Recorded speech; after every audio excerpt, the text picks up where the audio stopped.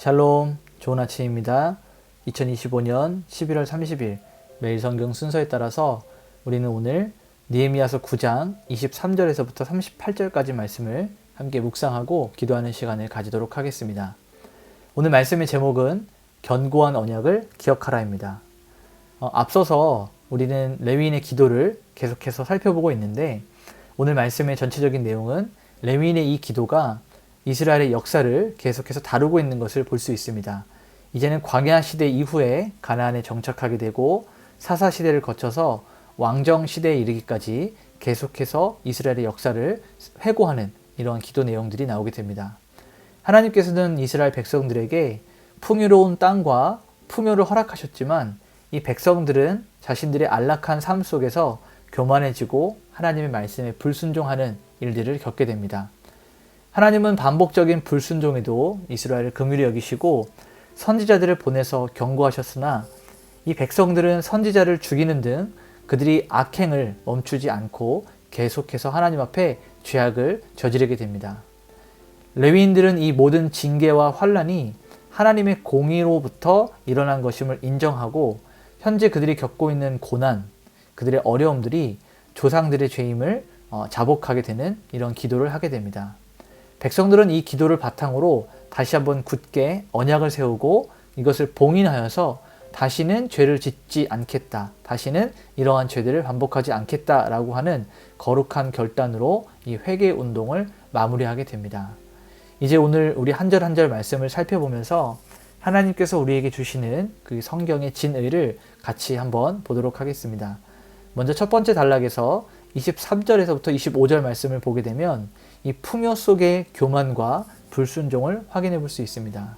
먼저 23절에 하나님은 백성들을 하늘의 별과 같이 번성하게 하셨습니다. 우리가 이 별과 같이 번성하게 되었다라고 하는 이 말씀을 어디서 보았는가 잘 생각해 보면 창세기에서 하나님께서 아브라함에게 약속하셨던 그에게 언약을 베푸셨던 이 하늘의 별, 그들의 자손이 별과 같이 많아지리라 라고 하셨던 이 약속의 성취입니다.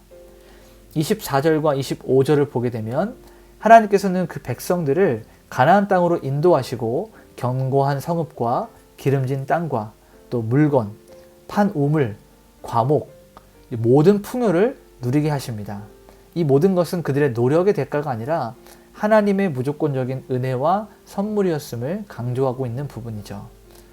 그러면서 25절을 보게 되면 백성들은 이러한 풍요로운 생활, 하나님께서 주시는 이 풍요를 누린 이후에 배불러서 살찌고 안락해졌음을 성경은 나타내고 있습니다. 그러나 이와 동시에 곧바로 그들은 교만해져서 하나님의 율법을 버리고 이 모든 부와 풍요를 주신 하나님 앞에 악행을 저지르는 이 만행을 보이게 됩니다. 결국 그들의 안락함이 곧 영적 타락의 시초였음을 그들은 고백하고 있는 것이죠. 그래서 우리는 이 부분을 읽으면서 한 가지 기억하고 주의하고 조심해야 될 것은 무엇이냐면 우리가 편안하고 안락한 삶을 위해서 기도하고 마치 그것이 전부인 것처럼 살아가지만 이런 안락함들, 세상적인 어떤 풍요와 우리의 안락한 삶이 때때로 우리의 영을 타락하게 하는, 하나님 앞에 범죄하게 하고 하나님을 찾지 않게 하는 우리 중심의 삶으로 살게 하는 이런 죄의 기초가 될 수 있다는 사실을 함께 기억할 수 있었으면 좋겠습니다. 또 우리가 두 번째 단락으로 넘어가게 되면 26절에서부터 31절까지 말씀인데요. 이 부분은 반복되는 악행과 하나님의 인내하시는 부분이 나오게 됩니다. 자, 26절을 보게 되면 백성들은 주의 율법을 등지고 주의 선지자들을 죽이고 라고 하는 이런 말씀을 통해서 이스라엘 백성들이 하나님 앞에 선지자의 경고를 하나님의 말씀으로 인정하지 않은 즉 언약을 가벼이 여기고 하나님의 약속을 파괴하는 이런 행위들을 하게 됩니다. 27절에 보니까 이스라엘 백성들이 악행을 저지를 때마다 하나님께서는 그들을 고치시기 위해서 어떠한 방법을 선택하시냐면 이스라엘의 대적들, 주변의 강대국들의 손에 그 백성들을 넘기셔서 그들의 고통 중에 하나님을 찾게 하시고 하나님을 부르짖게 하십니다. 그럴 때 하나님께서는 그들의 부르짖음을 들으시고 다시 이스라엘 백성들 가운데 구원자를, 그러니까 이 시대적 상황으로 해석을 하면 사사들이겠죠. 그들을 보내셔서 이스라엘 백성들을 다시 한번 구원하시는 하나님의 은혜를 베푸십니다. 하나님의 공의와 하나님의 긍휼이 계속적으로 반복되는 이런 모습들을 우리는 볼 수 있습니다. 하나님의 공의라고 하는 것은 죄를 그냥 눈 감아 주시고 덮어주시고 넘어가는 것이 아니라 죄에 대한 부분은 반드시 그 대가를 치르게 하시고 또 그 고통당하고 아파하는 백성들에게 하나님의 긍휼의 마음으로 다시 한번 회복시키시는 이러한 두 가지가 계속해서 반복되고 있음을 볼 수 있습니다. 또 우리 18절에서 31절까지 말씀을 보게 되면 이 선지자의 경고가 나오게 되는데요. 백성들은 구원을 얻고 다시 평강을 누릴 때마다 또다시 악행을 저지르게 돼요. 하나님께서 크신 은혜를 주셨는데 그들이 이 은혜 가운데서 다시 또 부요해지고 평강을 누릴 때마다 하나님을 잊어버리고 하나님을 배반하고 하나님을 떠나는 이러한 일들을 계속해서 반복합니다. 하나님께서는 그들을 포기하지 않으시고 오랜 시간 동안 주의 영을 선지자들에게 보내서 그들에게 경고하셨는데 이스라엘 백성들은 이조차도 듣지 않게 되죠. 그래서 존 칼빈은 이 부분을 해설하면서 하나님의 반복적인 인내를 가리켜서 하나님의 놀라운 인내와 관용이다 라고 이렇게 이야기해요. 그러면서 동시에 하나님의 은혜가 인간의 불순종을 압도하고 있다라고 하는 것을 강조하고 있습니다.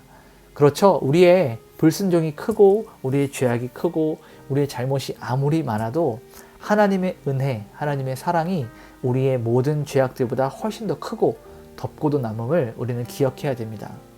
마지막 세 번째 단락에서는 32절에서부터 38절까지 말씀입니다.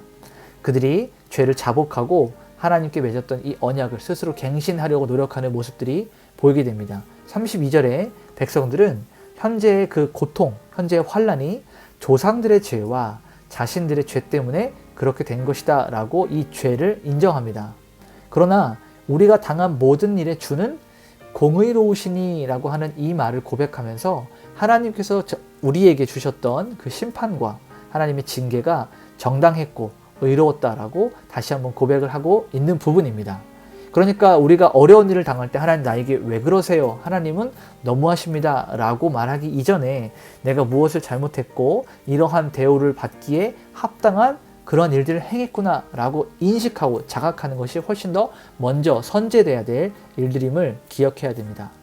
또 33절에서 35절까지 말씀을 보게 되면 그들이 징계를 받은 이유가 왕들, 방백들, 제사장들, 조상들 그리고 현재 우리 세대까지 주의 율법을 지키지 않았기 때문이다 라고 다시 한번 고백을 하죠. 그러니까 지도층부터 일반 백성들까지 모든 직책에 있는 사람들, 모든 성도들, 모든 백성들이 모두 다 죄에 대해서는 책임이 있음을 공통적으로 시인을 하는 겁니다. 나는 다른 사람들과 달라서 저는 죄를 짓지 않았습니다. 저는 깨끗합니다. 이것이 아니라 우리 모두가 죄악으로 가득 찬 공동체였다라고 하는 사실을 인정하는 것이죠. 그러면서 36절에서 37절을 보게 되면 이 백성들은 지금 주의 땅에서 종이 되었다라는 것을 자복하게 됩니다. 성벽은 재건되었고 그들의 신분은 그럼에도 불구하고 여전히 바사 제국의 그 왕의 종이었다는 사실, 이방 왕에게 많은 소산들을 계속해서 뺏기는 이 현실적인 고통 속에 있었다는 거죠. 결국 이 모든 벌어진 일들이 언약을 깨트리고 하나님께서 맺어주신 그 언약을 가벼이 여기는 일들에 대한 결과다라는 것을 그들도 인정합니다. 마지막 38절에 레위인들의 이 역사 회고로 하는 것, 역사를 다시 돌아보는 것과 자신들이 잘못한 것을 하나님께 고백하는 이 자복하는 기도를 마무리하면서 백성들은 우리가 이 모든 일로 말미암아 이제 굳게 언약을 세워 기록하고 언약을 다시 한번 갱신하려고 하는 이런 노력을 보여지고 있습니다. 이 회개는 단순히 그냥 눈물을 흘리면서 슬퍼하는 것에서만 그치지 않고 다시 한번 새롭게 하려는 이런 갱신하려는 이런 마음이 중요하다는 거예요. 내가 하나님 앞에 잘못했을 때 거기서 주저앉아서 슬피 울고 끝난 것처럼 행동하는 것이 아니라 다시 한번 일어나서 하나님 앞에 회개하고 다시 그분을 향해 달려 나아가는 데까지 이것이 우리가 해야 되는 행동이고 마음가짐임을 기억하시길 소망합니다. 오늘 말씀을 원포인트로 정리하면 우리에게 늘 신실하신 하나님 앞에 그의 신실하심을 닮은 그래서 온전히 순종하는 태도가 우리에게 필요하다라는 것입니다. 이스라엘 백성들의 역사를 보게 되면 하나님의 은혜를 입고 그것으로 인하여 타락해서 징계를 받고, 징계받으면 하나님께 부르짖고, 부르짖으면 하나님께 구원을 받고, 구원을 받아서 긍휼을 입으면 다시 풍요로워지고, 풍요로워지면 타락하고, 타락하면 징계받고, 징계받으면 부르짖고, 부르짖으면 다시 구원받고, 구원받으면 또 풍요와 풍부 가운데 거하는 이러한 이스라엘의 패턴이, 이런 연약한 패턴, 그들의 이런 부족한 패턴 사이클 가운데서도 하나님께서 역사하시고 임재하시는 그 강렬한 은혜를 우리는 바라볼 수 있어야 됩니다. 반대로 우리가 이스라엘의 이러한 사이클을 보면서, 이스라엘 백성들의 이러한 삶의 패턴의 양식들을 보면서 우리는 그들을 따라 살지 않고 언약을 갱신하는 마음으로 새롭게 하여서 하나님 말씀 앞에 늘 순종하는 그런 삶이 될 수 있도록 우리는 오늘 말씀을 이렇게 정리할 수 있을 것 같습니다. 오늘 한 가지를 좀 적용했으면 좋겠어요. 나의 삶과 우리 공동체 가운데 닥친 어려움과 환란이 있다면 이것을 남 탓, 다른 사람 탓, 세상 탓, 나의 삶이 원래 그렇지 뭐라고 어떤 좌절하거나 낭망하는 누구의 탓으로 돌리지 말고 주의 공의로우심을 기억하시고 나의 삶 가운데 어떠한 문제가 있었는지를 찾아내시고 이것들을 겸손히 인정하고 하나님 앞에 자복하며 기도할 수 있는, 그래서 하나님과의 관계가 다시 한번 회복될 수 있도록 우리 이러한 삶을 좀 잘 정립하여서 세워갈 수 있었으면 좋겠습니다. 오늘 마지막으로 이 기도 제목을 가지고 기도하며 오늘 하루를 시작합시다. 하나님, 오늘 저의 반복된 불순종에도 하나님께서 우리에게 음성을 주셔서 또 경고하시고 오랫동안 저에 대한 모든 잘못과 저의 실수를 참아주시고 인내해 주신 하나님의 자비에 감사합니다. 하나님께서 참아주셨으니 나의 삶도 그에 합당하게 이제는 신실하게 드려질 수 있도록 계속해서 하나님을 바라보며 하나님과 맺었던 이 언약을 새롭게 갱신해 나갈 수 있는 겸손한 마음과 순종하는 마음, 하나님 말씀을 온전히 따라가는 부드러운 마음을 우리에게 허락하여 주시옵소서. 이런 마음으로 기도하며 오늘 하루 하나님 앞에 올려드리도록 하겠습니다. 기도하시겠습니다.